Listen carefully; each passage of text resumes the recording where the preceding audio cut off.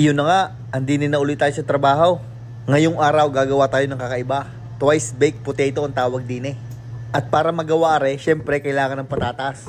Ang gagamitin natin ay yung malalaki. Ang tawag din ay rosette potato. Huhugasan lang natin gawa ng magabok. Kung kayo tinatamad yan hugasan mano-mano, ay ilagay nyo sa washing machine. Pag hindi yan luminays ay dinaya. Pag inyo nang nahugasan ng mga patatas, atin na rin ikakamada din sa ating tray. Bago sa ating pasisiritan na ring mantika. Nilalagyan ng mantika para medyo mag-crispy ang balat pag niluto. Yan, hihilamusan nyo lang yan. Bayga na kasi mangot na naman. Ari pala dapat ang unang ginawa bago ang mantika para hindi madulas. Kayo nang magtama sa aking pagkakamali. Tinutusok ko rin ng tinidor para hindi sumabog o pumutok habang niluluto. Lalagyan natin ng kaunting asin para makatulong mag-crispy ang balat at magka-flavor na rin.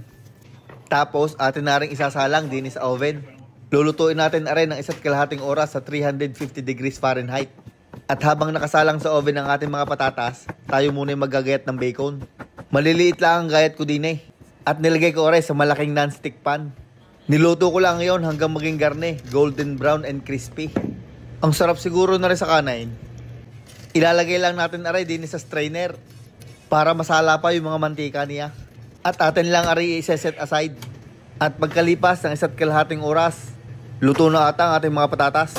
At para malamang luto ang ating mga patatas, tusukin nyo lang ng kutsilyo. Pag yan na smooth, ay ayos na. Ilalagay lang natin din sa ating working table at atin na rin hihiwain sa gitna. At dapat mainit pa pagka ginarne para madaling tanggalin ang nasa loob.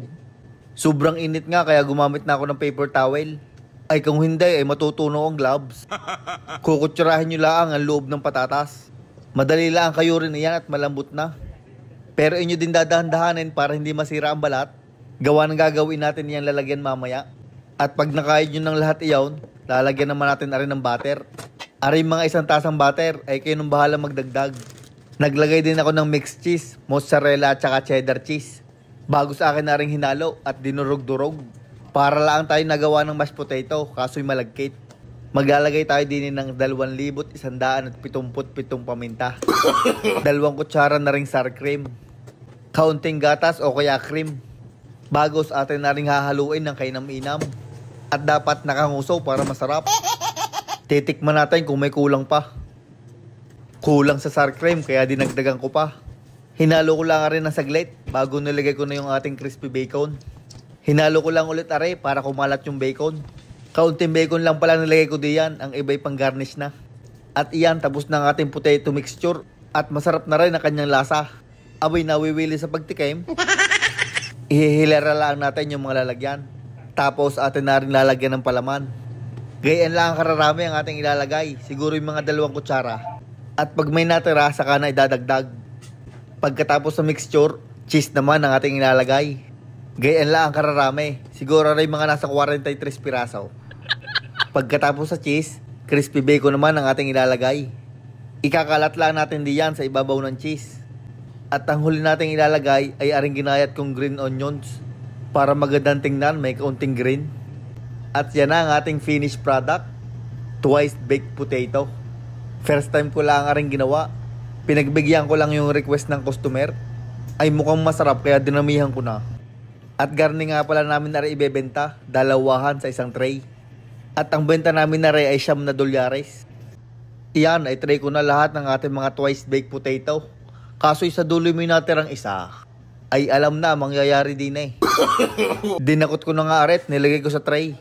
At kaya aret tinawag na twice baked potato ay ibe-bake uli. I-oven lang iyon ng mga 20 hanggang 25 minutos. O hanggang mag-melt yung cheese. At pagkahango ko nga ay ginayat ko na sa gitna. Nakita ni boss kaya humate. Binawasan ko lang ng kaunting bacon yung kanya at lugi ako. Ari naman ang akin, titirahin ko na hanggat mainit pa.